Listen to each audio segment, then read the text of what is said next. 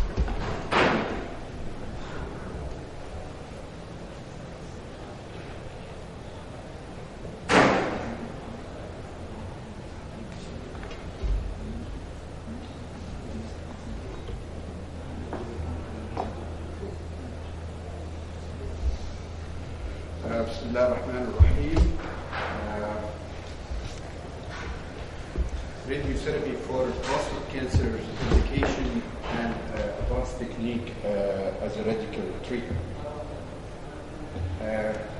As we are all know that the radiotherapy started 6 months after the discovery of X-ray by Röntgen, actually in 1896, when a physician in Vienna sends the patient, which was a metastatic breast cancer, to Röntgen to be treated by this ambiguous rays that he discovered, which he called X-ray, and patients improved, and since then we started the science and art of radiotherapy. On the other hand, Marie and Pierre Curie, in 1983, they discovered in 1898 they discovered the uranium, and they got the Nobel Prize for such discovery. And from then started the science of brachytherapy. The prostate cancers in Egypt comes the 6th category, and the percentage is less than 5%, while the crude rate is 5 per 100,000 populations, while the age standardized rate is 9.3.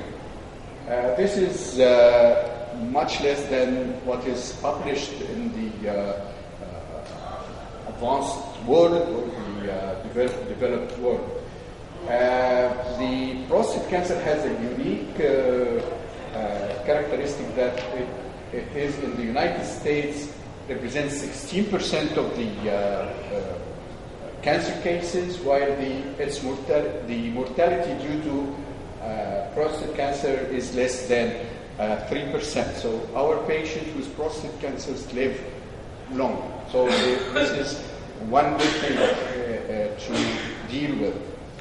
The 5-year relative survival rate nearly reaches to 100%, while the 10 years about 91%, and even the 15 years the relative survival rate is 76%. So again, it's a good disease. How good it is, it has to be related to the TNM classification, and this is the TNM, this is the T classification, this is the pathologic T and the N and pathologic N and the M. And you can see here for the M, the M1A is non-regional lymph nodes, while the M1B is the bone metastasis, while the others are M1C. And there is differences between the three of these categories. This is the stage, and the prostate risk. In order to treat the patients, we have to categorize the patient into a risk status.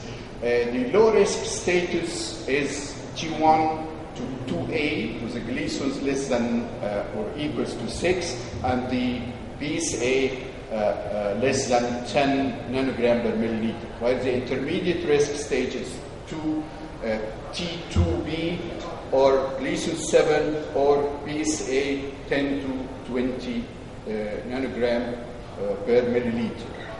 Nowadays, they differentiate the intermediate into two categories according if they have one of these.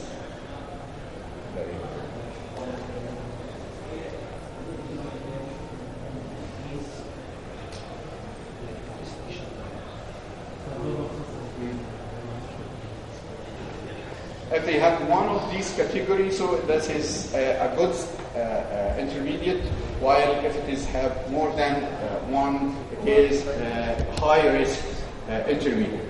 And the high risk, either the patient have stage more than 2 T2C, I mean T3 or T4, with the Gleasons from 8 to 10, and the BSA more than 20 nanogram per milliliter.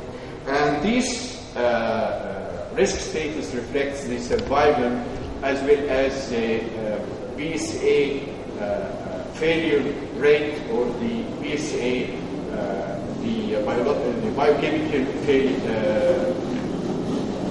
failure free rate.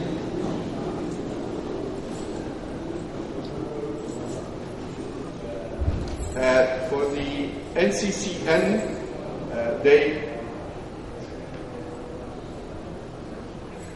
advise if the patient is having a survival less than 10 years and having a low risk status to have the option of active surveillance, or if he has the survival more than 10 years, so he has to receive either radiotherapy or radical prostatectomy, with or without.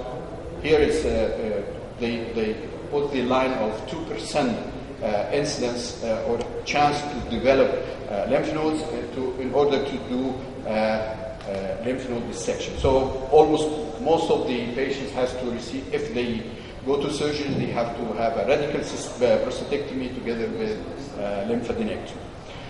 For the intermediate stage, either they receive radiotherapy with or without hormone manipulation, or they have radical prostatectomy with the lymphadenectomy. The NCCN put the active surveillance as an option, which most of the investigators don't advise this. The high risk or high recurrence risk, either to be treated by external beam radiotherapy together with the hormonal therapy from 18 months to 36 months, or the external beam radiotherapy with brachytherapy, with or without brachytherapy and hormonal therapy for 4 to 6 months, or radical prostatectomy with pelvic lymphadenectomy. Again, this is not accepted by most of the investigators.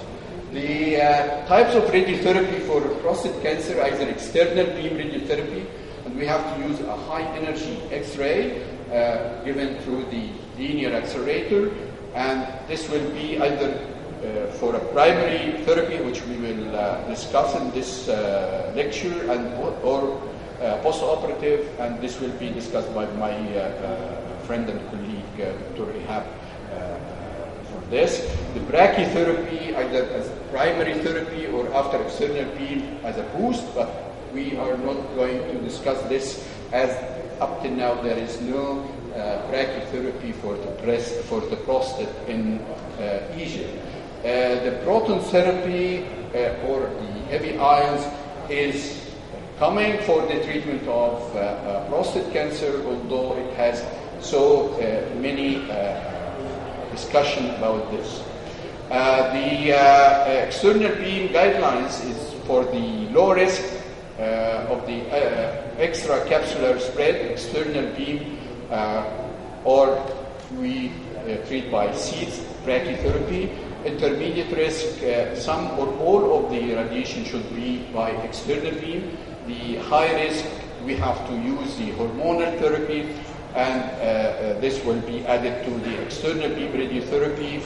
The external beam should be daily imaged by image-guided radiotherapy, as we will see in the moment, and we need a high dose of radiation from 75 till 81 gray. So this is to have the good results for external beam radiotherapy. The advantage of radiation therapy is non-invasive, similar outcome to surgery, and it is easy to tolerate, especially with the IMRT, and minimal impact on the quality of life.